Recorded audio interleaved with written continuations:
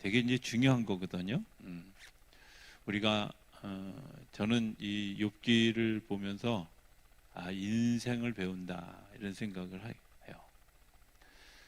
이제 3장 이후부터는 욥과 친구들이 대화하는 얘기가 많이 나오잖아요. 자, 대화할 때 우리나라 사람들은 대화하다 보면 이렇게 이제 학교에서도 토론하다 보면 어떤 일이 일어나냐면 싸우고 얼굴을 붉히고 강의실 나갈 때 앞문 뒷문으로 나가요. 왜 그럴까 생각해 보면 내가 주장하고 있는 것이 틀리면 내 인격도 틀렸다고 생각하는 거예요. 내가 생각하고 있는 것을 주장했는데 이 주장한 게 받아들여지지 않으면 나도 거부됐다고 생각하는 거예요. 아니에요. 내 생각을 이야기했는데 그래 내가 부족했네, 내가 연약했네, 내가 그렇게 생각할 수도 있겠네, 이런 걸 하려고 하는 게 대화예요. 그러니까 대화는 제로섬 게임이 아니에요. 제로섬 게임이라는 게 뭐냐면 이렇게 모래밭에 깃발 꼽아놓고 조금씩 빼서 깃발 넘어치는 사람 쪽이 지는 거잖아요. 그런 거 아니에요. 서로 부족하고 잘 모르는 부분들, 내가 보는 관점에서는 이렇습니다, 내가 보는 관점에서는 이런데 다른 사람의 의견도 들으면서 저렇게 볼 수도 있구나, 저렇게 이해할 수도 있구나, 저렇게 받아들일 수도 있구나, 이렇게 이해하고 생각해야 되는데 우리의 그 대화 방식은, 아주 초보적인 대화 방식은 어떻게 하냐면 도 아니면 뭐예요, 내 거 아니면 다 틀린 거야. 그러니까 토론하기가 어려운 거죠. 지지난주에 제가 설교하면서 그런 얘기했죠. 갈등을 해결하는 데 있어서 갈등의 해결의 방식에 있어서 굉장히 중요한 거, 여러분들 이기고 지는 거 없어요.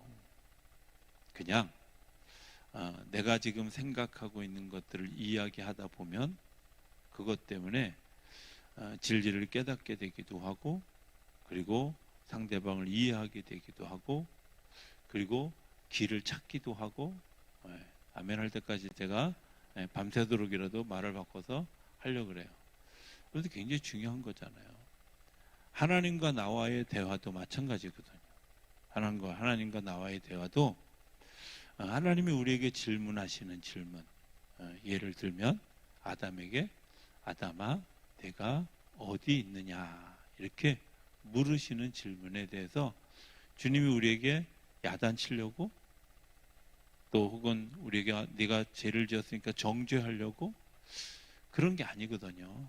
사실은 하나님이 우리에게 물으시는 질문은 너 지금 서 있는 자리가 어딘지 한번 잘 생각해봐, 이런 거예요. 네가 서 있는 곳이 에덴 동산 맞아? 만약에 에덴 동산이 아니라면 네가 뭔가 지금 돌아오기 위한 어떤 액션을 가져야 되지 않을까? 이렇게 주님 질문하시는 거예요. 그러니까 질문도 사실은 도전적으로 하면 안 돼요. 이렇게 문제를 제기할 때도. 그런데 문제를 제기할 때 아주 공격적으로 하는 분들이 있잖아요. 그죠? 여기 지금 나오는 사람들이에요. 빌닷이나 이런 사람들이 어떻게 해요? 아주 공격적. 네가 죄를 지었잖아. 네가 죄를 지었기 때문에, 숨겨놓은 죄가 있기 때문에 하나님이 너한테 이러시는 거야. 그런데 아무런 도움이 안 돼요. 물론 이제 이 욥기는 이런 일들로 도움이 되도록 하는 거예요. 근데 어떤 때 도움이 되냐면 욥이 견디다 못해서 주님 앞에 나아가는 거예요. 오늘 본문에 그런 이야기가 나오거든요. 2절에 보면 내가 하나님께 아뢰오리니 나를 정죄하지 마시옵고. 죄를 좀 묻지 말라는 거야. 지금 이 빌닷이 이야기하는 것처럼 너 뭔가 숨겨놓은 죄가 있으니까 네가 지금 뭔가 잘못을 저지른 거예요. 네가 아니라면 네 자녀들이라도 잘못을 저질렀으니까 그렇게 흉한 꼴을 당했지, 결코 그렇지 않았으면 하나님이 그러실 리가 없어. 그런데 여러분들 아셔야 돼요. 하나님이 그러실 리가 없는 건 내 생각이지 하나님 생각 아니란 말이야.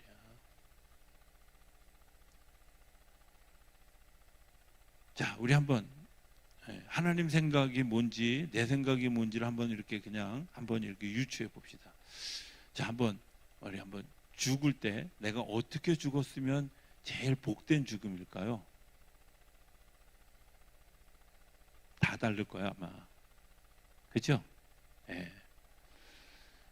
저는 예전에 하도 오랫동안 저희 외숙모님이 제가 중학교 1학년 때 뇌출혈로 쓰러지셔가지고 그냥 집에 누우신 채로 계시다가 제가 48인가에 돌아가셨어요. 저 죽음을 복된 죽음이라고 해야 될까? 큰애 삼촌이 그 숙모님 간호하다가 당신이 먼저 돌아가셨어요. 그때 의문을 가졌어요. 하나님, 왜? 이렇게 질문. 여러분들 왜 그랬을 것 같아요? 그때 제가 엉뚱하게도 무슨 생각을 했냐면 너무 가족들이 고통받는 것을 보고, 제가 그 큰 집에 이렇게 가면, 큰애 삼촌의 집에 가면 어두워. 예. 그리고 뭐 이렇게 식구들이 그냥 와서 이렇게 툭 한번 들여다보고 괜찮아? 이러고 그냥 한번 물어보고는 다 빠져나와. 그 방에는 안 들어가. 네. 어두워 늘. 하나님 도대체 이게 왜 이렇게 해야 돼요?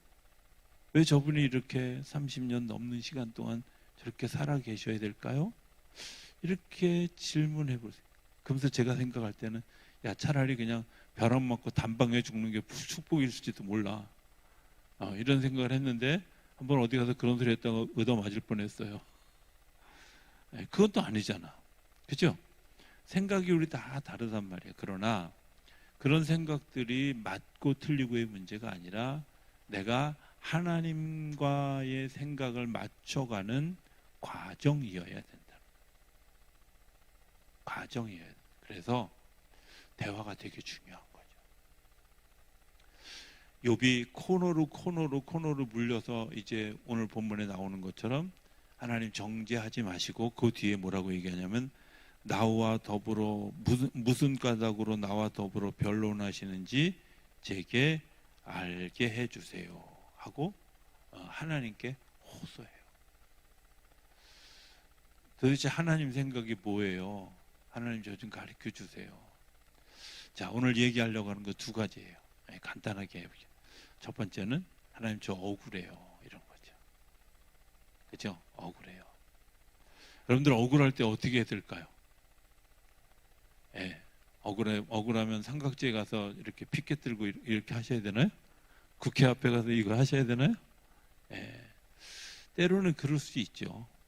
그러나 진짜 중요한 마음은 이 문제를 해결해 줄 수 있는 가장 커다란 지혜를 구하는 거예요.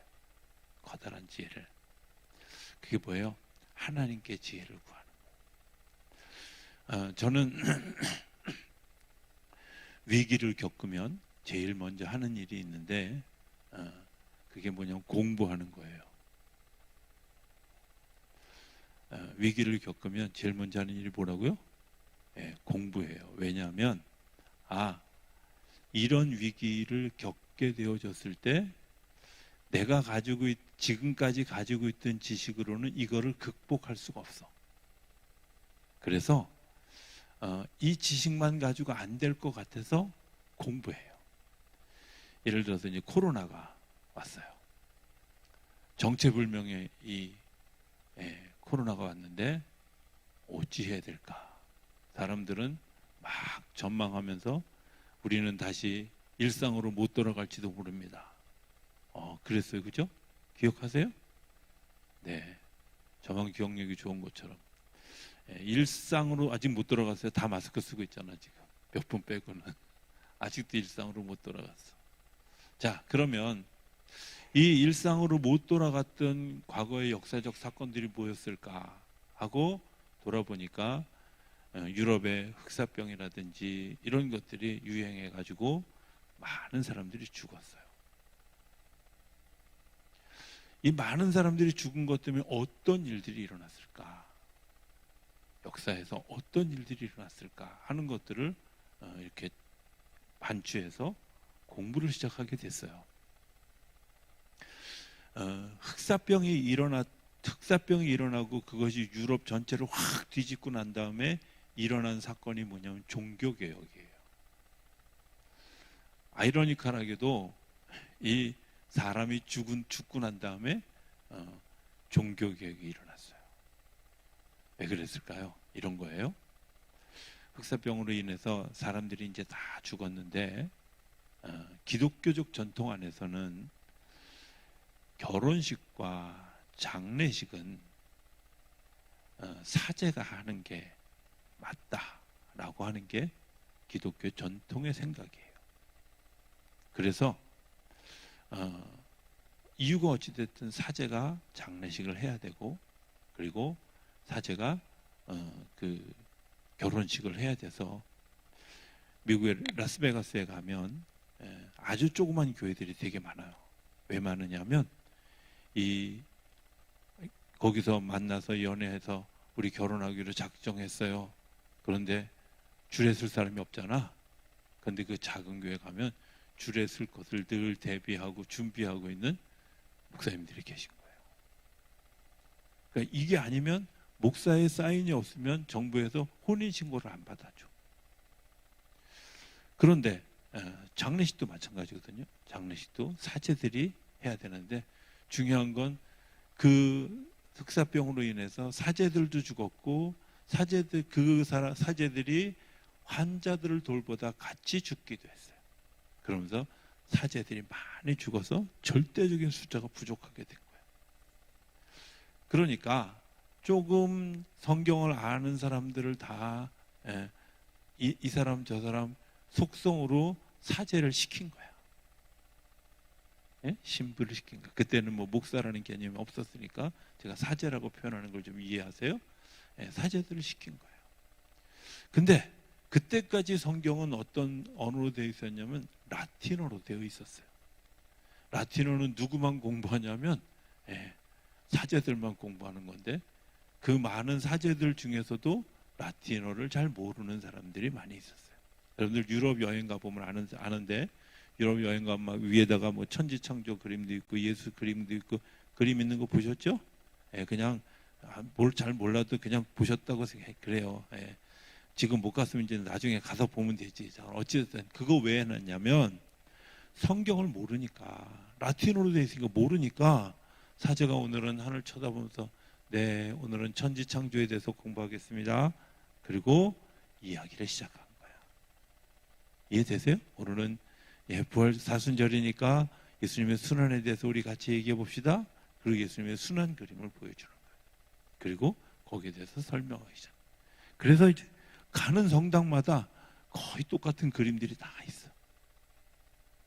그림을 보는 게 아니라 건물을 보는 건데, 사람들이 그림만 열심히 봐. 사진도 또 열심히 그림만 찍어. 화가만 나를 보내지 똑같은 그림이에요. 자, 왜? 사제들이 라틴어를 모르기 때문에 그래요. 그러니까 성경을 해석하는 데 있어서 성경이 틀린 거야. 해석하는 방법이 틀리는 거야. 그러다 보니까 면죄부를 판매하고, 그리고 천국 티켓 장사하고, 이런 일들을 스스럼 없이 하게 된 거야. 그 사람들이 알고 했을까요? 모르고 했을까요? 모르고 했어요. 모르고 그냥 위에서 지시하니까 하자는 대로 그냥 한 거야. 여러분들, 이런 것 때문에 우리가 사실은 종교개혁 이후에 개신교가 성경, 오직 믿음으로, 오직 성경으로 돌아가야 된다고 하는 이야기를 하는 이유가 말씀이 중심이 돼요. 말씀이 중심이. 이 말씀이 중심이 되어지는 그런 일들, 그 흑사병 이후에 생겨난 일들이 일어나고 난 다음에, 우리가 공부해야 되겠구나, 믿음으로 가야 되겠구나, 오직 주님의 은혜로 가야 되겠구나 하는 것을 깨닫고 종교개혁이 일어나게 되어졌어요. 이와 우리 지금 코로나와 유사한 그런 일들이 일어났던 건 1907년도에 스페인 독감이라고 하는 그런 그 질병이 생겼어요. 이 스페인 독감이라는 지금의 코로나와 같은데 그 당시 전 세계에서 약 24만 명이 그 코로나 독감으로 인해서 죽었어요. 여러분들이 이번에 느끼셨는지 모르지만 이 코로나 독감 때문에 어떤 일들이 생겼냐면 이 코로나 독감 때 이탈리아와 독일은 무솔리니라고 하는 사람과 히틀러라고 하는 사람을 탄생시키면서 군국주의를 구축했어요. 정부가 국민을 통제한 거야. 그 국민을 통제하면서 그게 힘이 되어져서 그 스페인 독감이 끝날 무렵에 전쟁을 일으켜서 제2차 세계대전을 만드는 일이 생겨요. 그러니까 유럽에 있는 사람들은 마스크 쓰라니까 안 쓰고, 정부가 이렇게 하라 그러면 우리 못합니다. 이렇게 반발했던 이유가 뭐예요? 100년 전에 이 일로 인해서 전 세계가 전쟁에 휘몰아치는 일들을 겪었고 거기서 수많은 자기의 선조들을 잃었기 때문에 우리는 안 해. 당신들 말 안 따라. 아마 모르긴 몰라도 2100년도에 또 이런 100년마다 한 번씩 이런 커다란 질병이 있었거든요. 이 질병이 생기고 나면 어떤 일들이 생길까? 아마 우리나라하고 중국하고 일본 이런 데서는 우리도 여기서 똑같이 마스크 안 써. 이런 사람들이 나올지도 몰라요. 왜? 이게 그런 일이 있었거든요. 똑같은 현상으로 지금 가고 있어요. 코로나 독감 이후에 서로 자기의 욕심들을 챙기느냐고 강대국들을 중심으로 전쟁 일보 직전에 가고 있고 지금도 중국과 미국이 러시아와 미국이 유럽과 러시아가 지금 다 그 틈새에 끼어서 북한도 나도 한몫할래? 이러는 상황이니까 여러분들 굉장히 위기라는 사실을 기억하셔야 돼요. 왜? 코로나 때문에 생산 능력이 떨어지고 어쪽에서는 생산 능력을 가지고 있는 그것을 가지고 무기를 삼으려고 하는 거고 생산 능력이 없기 때문에 계속해서 인플레이션이 발생하는 거예요. 그래서 미국의 경제공황이 왔던 게 이 스페인 독감이 지나고 난 다음에 경제공황이 왔고 유럽도 마찬가지였다. 그러니까 여러분들 지금 이 경제적인 어려움을 겪는 건 누구의 잘못이 아니라 사실은 코로나 후유증을 앓고 있는 거예요. 제가 이런 얘기를 쭉 설명하는 이유는 우리가 어떤 위기를 당했을 때 단순하게 내가 가지고 있는 지식 가지고 이렇게 하면 안 돼, 이렇게 해야 돼. 여러분들 그렇게 공부하셔야 돼요. 어떻게 역사가 흘러왔고 어떻게 움직여왔고 그리고 이 질병의 근본적인 원인이 뭐고 그리고 기도하면서 하나님이 우리에게 주시는 영감들을 알아야 되는데 우리는 그냥 영감으로 그래서 처음에 막 마스크 쓰라 했을 때 사람들이 하도 말을 많이 하니까 입을 막으라고 마스크 쓰라 그랬다고. 제 말인지 그게 뭔지 잘 모르겠어요. 진짜 중요한 거 여러분들 우리가 생각하고 공부하고 하나님의 말씀을 묵상하는 일이 그래서 중요하다. 지금 욥이 겪고 있는 고난이 뭐예요? 욥이 겪고 있는 고난 플러스 더해지는 게 뭐냐면 사람들의 인신 공격에 가까운 공격이에요. 정죄하는 거예요. 모르면 제가 공부해야 된다고 말하는 이유는 뭐냐면 모르면 정죄하게 돼 있어요. 내가 알지 못하기 때문에 정죄하는 거예요. 정죄한다고 바뀌어질까요? 안 바뀌어져요. 너 이거 잘못했잖아 하고 지적한다고 해서 바뀌어질까요? 안 바뀌어져요. 그 사람의 오랜 삶의 습관이에요. 그리고 그 사람만 가지고 있는 삶의 색깔이에요. 그런데 하나님이 긍정적인 새로운 방향을 제시해주고 그것에 대해서 내가 아멘 하고 동의되어질 때 하나님의 역사가 이루어져 가는 거예요. 하나님이 우리를 향해서 한 번 더 정죄하시. 가인이 아벨을 죽였어요.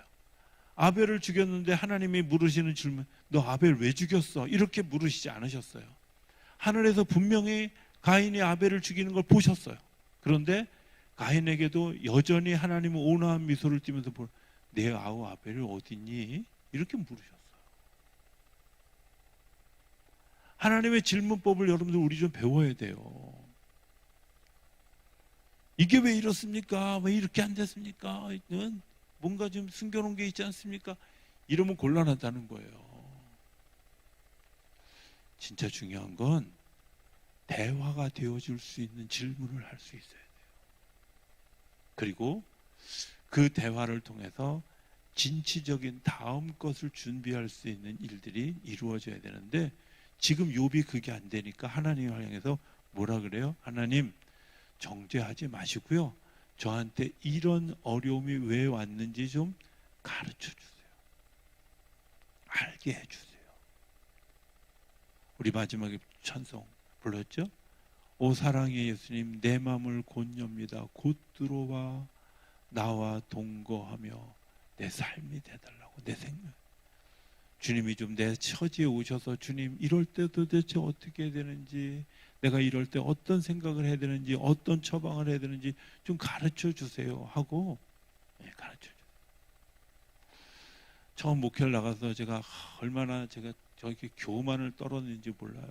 왜냐하면 정말 제가 그 전도사 하면서 무슨 생각을 했냐면, 야, 내가 목회 시작하면 그냥 금방 100명, 200명 막 이렇게 교인이 막 정말 기하급수적으로 늘어가지고 3년 만에 교회 짓고 막 이럴 것 같았어요. 근데 개미만 있더만. 개미만. 그리고 교인들이 찾아와서 저한테 막 뭐 질문하고 상담하는데, 중요한 건 내가 아는 건 하나도 안 물어보고 다 나가 모르는 것만 와도 물어보더라고. 도시에서 자란 사람이 무슨 뭘 어디에 심어야 되는지 이것도 모르는데, 글쎄 농촌 사람들의 고민을 내가 어찌 알겠어. 가정 얘기를 해도 도대체 내가 30 그때 4인가 5인가 이때인데, 글쎄 아이고 60대 때 겪는 고민을 내가 어찌 알겠어요. 지금 와서 보니까 그때 내가 진짜 무식이 진짜 용감하다 이런 생각이 들어요. 근데 제가 그렇게 막 질문에 대해서 답을 못하고 쩔쩔쩔쩔 매면서 하나님께 어느 날 하소연을 하면서, 하나님, 아니 좀 아는 문제를 가져오게 하라고. 아는 문제를 좀. 내가 좀 그래도 이 목회자가 권위가 서게 좀 오면, 여러분들 이렇게 하셔야 됩니다. 좀 이런 것 좀 가져오라고 자주 얘기하면 안 되냐고. 그게 안 되면 나한테 딱 그냥 기도합시다. 그리고 안수하면 막 뻘떡뻘떡 문제가 해결이 되고, 막 좀 이런 능력을 주시든지, 아니면 이거 가지고 그냥 해결하세요. 그리고 돈을 집어줄 만큼 돈을 많이 주든지.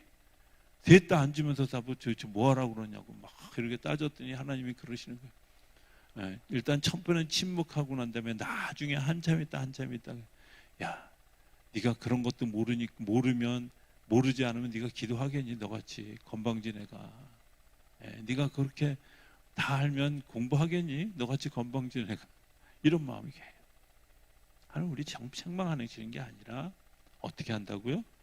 다음 진취적으로 나갈 수 있는 길을 열어주시고, 그러기 위해서 우리가 하는 일이, 해야 될 일이 뭐예요? 마음을 열고, 주님 가르쳐 주세요. 주님 깨닫게 해주세요. 주님 누군가 내가 나한테 말할 때, 네 그거 그럴 수 있어, 이런 열린 마음을 가지게 해주세요 하는 거예요.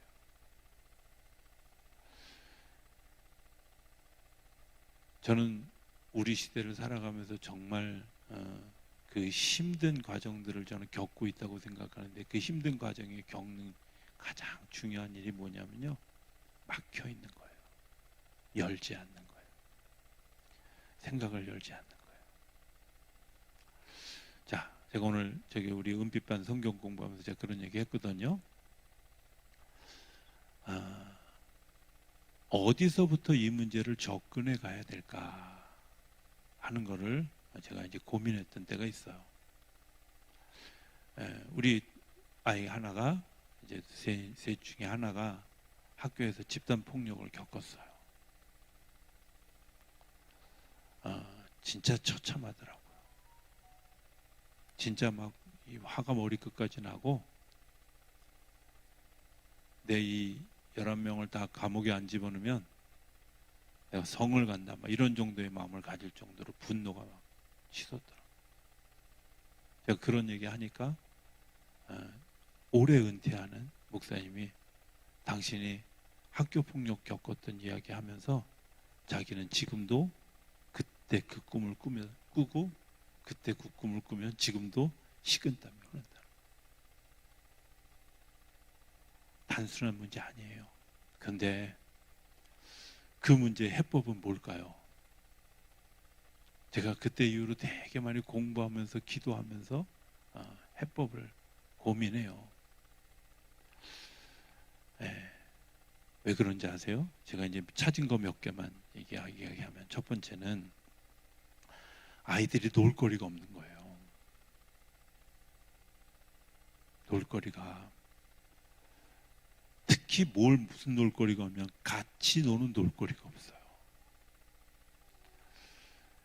생각해보면 저희 자랄 때는 축구공 하나만 있어도요, 그것도 요즘같이 좋은 그런 공 말고 고무공, 그것도 안 되면 막 어서 이상한 거 막 얼기절기 섞어가지고 막 그거 하나만 가지고도 20-30명이 그냥 때로 몰려다녀서 막 그러고 놀았어요.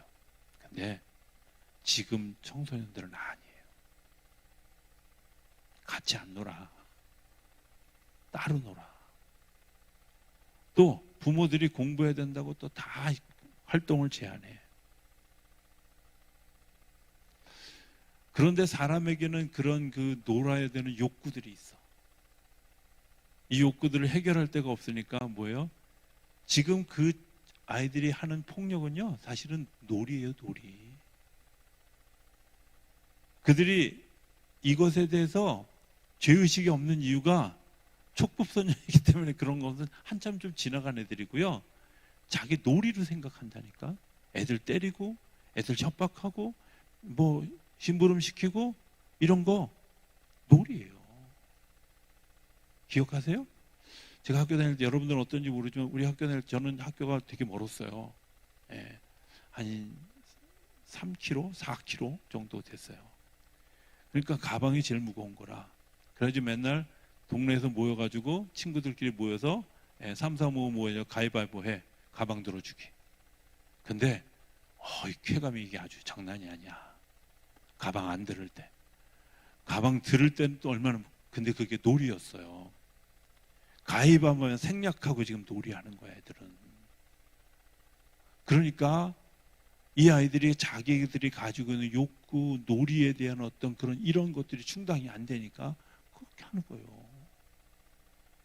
좀 놀게 해줘요. 애들을 좀 놀게 해야 돼요. 자유스럽게 같이 좀. 제가 수련회 가서 막 한 번은요, 막 저기 청년들한테, 우리 청년부 수련회를 갔는데 제가 어떻게 했냐면 계획해 드리면서 이렇게 했어요. 야, 이번 수련회는 성경 공부 없어. 집회 없어.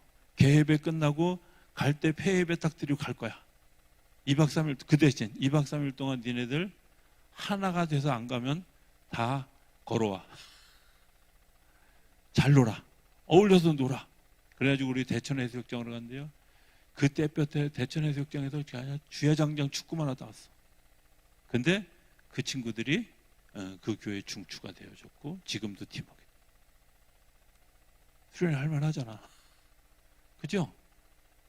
그때 뭐 성경 공부 하나도 안 하고 설교 한마디도 안 했는데 은혜 받았다고, 자기가 가장 좋았던 수련회였다고. 놀아서가 아니야.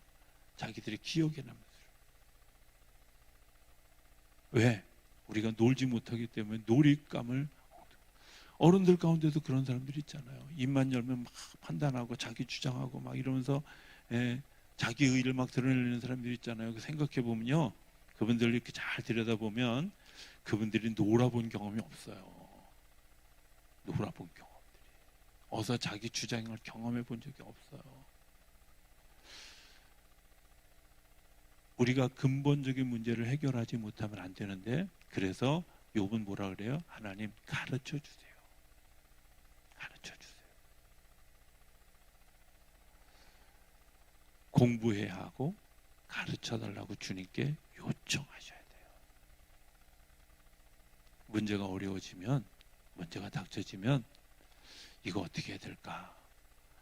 나는 난독증이 있어가지고 그냥 막 뭐 책만 보면 막 책이 검은 건 글씨고 하얀 건 종이고 막 글자가 막 이렇게 날아다니고 막 내가 무슨 공상 영화 보는 것 같아 이러시면 물어봐.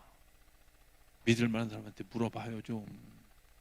이럴 때는 어떻게 되냐고 물어보고 기도 요청도 좀 하고.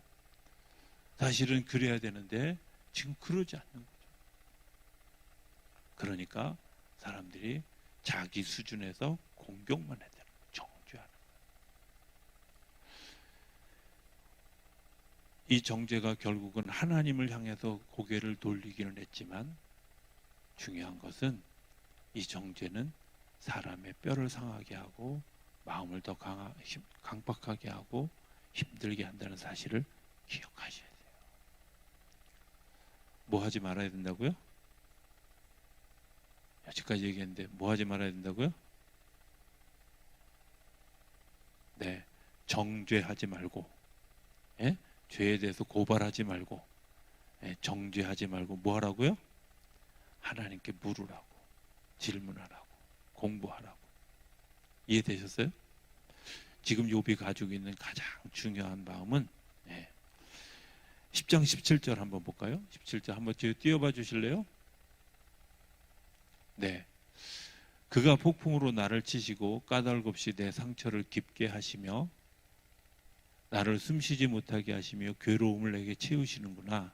힘으로 말하면 그가 강하시고 심판으로 말하면 누가 그를 소환하겠느냐. 자, 이게 하나님에 대한 욥의 고백이에요. 이해되세요? 네. 욥이 지금 뭘 봤냐면 이런 거잖아요. 이게 내가 이해할 수 없고 내가 받아들일 수 없어요. 그러니까 까닭 없이 내 상처를 깊게 하셨어요. 지금 너무 아프다는 거야. 그죠? 그 다음에 18절에 보면 나를 숨 쉬지 못할 만큼 몰아쳐가지고 너무 괴로워. 그런데 19절에 그는 강하시고 심판으로 말하면 누가 그런데 하나님은 나한테 한 번도 정죄하지 않으셨다는 거예요. 하나님이 여러분들에게 정죄하십니까? 안 하잖아요. 근데 왜 우리끼리 정죄해요? 하나님 우리에게 정죄하지 않으셔요. 하나님이 문제를 해결해가는 굉장히 중요한 방법은 비전을 제시하는 거예요. 베드로라고 하는 사람 성품상 굉장히 덜렁대고 실수 많고 믿지 못할 만한 사람이야. 오죽하면 이름이 시몬이야. 모래알 이런 뜻이야. 그런데 시몬을 보자마자 예수님 뭐라 그랬어요? 너 이제 이름 바꿔 베드로라고 해. 왜? 베드로는 뭐 너 반석 같은, 넌 반석이야. 너 반석 같은 존재야. 이게 하나님이 우리에게 주시는 거예요. 제가 처음에 제 이름 이해를 못했어요.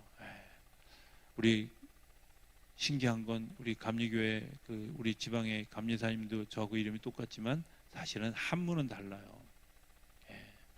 그래서 한문 쓰자 그러려고 그래.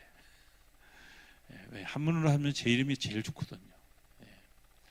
제가 이룰성자의 얼굴용자인데 신학교 들어가서 이거 깨달을 때까지는요, 아니 도대체 내가 무슨 뭐 아랑드롱이 될 것도 아니고 얼굴을 이뤄서 뭘 하겠다는 거야 도대체. 근데 아무리 봐도 아랑드롱 근처도 못 가게 못생겼는데 이게 무슨 도대체 얼굴을 이루는 거야. 이게 제가 이해가 안 갔어요. 그러니까 막 이름에 대해서 되게 부끄러웠어요. 그런데 어느 날 하나님께 이렇게 질문한 거, 하나님 도대체 내 이름 이거 의미가 뭐예요 도대체 이게? 왜 이렇게 지으셨어요? 하나님이 뭐 어떤 수단을 써서라든 제가 이름을 지었을 텐데 이유가 있을 거 아니에요. 도대체 이 이름하고 내가 해야 되는 일하고 관계가 뭐가 있어요? 이렇게 질문하는데 하나님이 제 마음속에 딱 주셨던 마음이, 야, 네 얼굴이 딱 그거야. 하나님의 형상을 이루라고. 이룰 성자 하나님의 형상, 사람을 하나님의 형상으로 지었잖아. 예, 하나님의 형상을 이루라고. 그러고 생각해 보니까 딱 목사 이름이네. 그렇구나.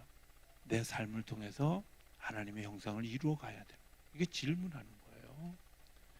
여러분들이 하나님께 질문하면 질문을 하나님이 어떤 방식으로든 우리에게 허락해 주시는데, 그 허락해 준 방식이 내 안에 아멘 되어질 때 우리의 삶의 레마가 형성되어져서 삶을 바꿔가는 역사가 만들어가는 거예요. 욥이 위기에 처하고 힘들었을 때 그가 했던 방법이, 하나님 정죄하지 마세요. 정죄하지 않아 주셔서 감사해요. 그런데 나에게 비전을 제시해 주세요. 이거 왜 그런지 가르쳐 주세요. 이렇게 질문해야 돼요. 뭐 하지 말라고요? 네, 정죄하지 마세요. 대화할 때 정죄하지 마시고, 뭐 하려고?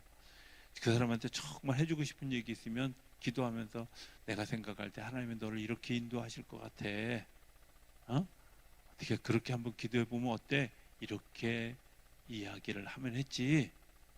응? 하면 했지. 네가 그따위로 해가지고 어디 그거 해결하겠냐? 이렇게 질문 이렇게 나가면 싸우자는 거지. 그죠? 그건 싸우자는 겁니다. 오늘 우리가 이 빌닷 이런 사람들의 이야기가 왜 필요하냐면요, 우리가 사는 모습 그대로를 이야기하고 있어요. 그런데 하나님이 거기에 대해서 해법을 여러 가지. 자, 하나만 더 얘기하고 마치겠습니다. 왜 우리가 그 하나님께 대해서 하나님이 이것들에 대해서 가르쳐 주세요 하고 질문해야 되느냐 하면, 우리가 잘 아는 것처럼 하나님은 크고 위대하시기 때문에 그래요. 하나님이 모르는 것이 있을까요? 없어요. 그럼 하나님께 물어봐야지. 하나님이 나에 대해서 모르는 게 있을까요? 없다면 하나님께 물어봐야지. 왜 사람들 말 가지고 묵상해요? 하나님 말씀을 묵상해야지. 이러신 분들이 있어요. 제가 정말 놀랐는데요. 제가 뭐 어느 교회라고 얘기 안 하겠어요. 뭐 셋 중에 하나겠지. 근데 가까운 데는 아니에요. 좀 멀어요. 근데 말씀을 이렇게 제가 촥 전하면 남자들끼리 모여서, 그때 저녁 예배 드렸는데 저녁 예배 시간에 호프집에 모여서, 그 나중에 알았어요. 호프집 주인이 나중에 전도돼서 교회로 왔는데, 이분이 하도 열이 받으니까 저한테 밤중에 전화를 한 거야. 근데 그분이 영업시간이 끝나는 시간이 새벽 2시니까 나도 그때는 깨있는 줄 알고 나한테 전화를 한 거예요. 그러니까 자다 말고 전화를 받아가지고 저도 막 멍멍이 한 상태에서 전화를 받았는데, 뭐라 그러냐면, 거기 우리 집에 오는 그 나쁜 놈들이 있거든요. 근데 그것들이 모여가지고 뭐 하냐면요, 주일날 설교하면 목사님이 설교할 때 이런 얘기 했는데, 아마 이런 거는 이것 때문에 이렇게 하라고 이렇게 하는 거니까 이거를 어떻게 공격해야 될까, 이런 거 의논했대. 그래서 은혜 받긴 참 어려운 사람들이겠다, 이런 생각이. 말을 묵상하는 게 아니라 말씀을 묵상하는 거예요. 사람의 이야기, 한바탕 싸우고 나면 집에 가서 이불 쓰고 뒤집어 쓰고 누워가지고, 그 사람이, 그 권사님이 그렇게 얘기했는데 도대체 뭐 때문에 그렇게, 그거는요 묵상할 게 아니라 버릴 거예요. 그거야말로 한 귀로 듣고 한 귀로 흘릴 거예요. 제발 좀 아멘 하세요. 좀 제발. 그거 묵상하면요 병나요. 뭘 묵상하냐고요? 거기에 대해서 하나님 나에게 주시는 말씀, 하나님 도대체 이 말씀이 뭐예요? 하고 그 말씀을 묵상하는 거예요. 그래야 내 안에서 생명력이 생겨요. 한번 따라합니다. 말을 묵상하지 말고 말씀을 묵상하자. 제발 좀 말씀을 묵상하세요. 남이 나한테 막 이 심령골수를 쪼개는 아주 아픈 말을 했다고 그거 묵상하면 병나요. 잊어버리세요. 그 제발 좀. 하나님의 말씀으로 우리가 새롭게 서는 줄로 믿습니다. 그래서 오늘 빌닷의 질문에 욥이 뭐라 그래요? 하나님 정죄하지 마시고요. 하나님 저에게 가르쳐 주세요. 가르쳐 주세요. 이렇게 기도하는 우리 안에 그런 기도 때문에 하나님께서 주시는 생명의 역사들이 우리 안에 활활 타오르는 그런 귀한 일들이 일어나게 되기를 주의 이름으로 축복합니다.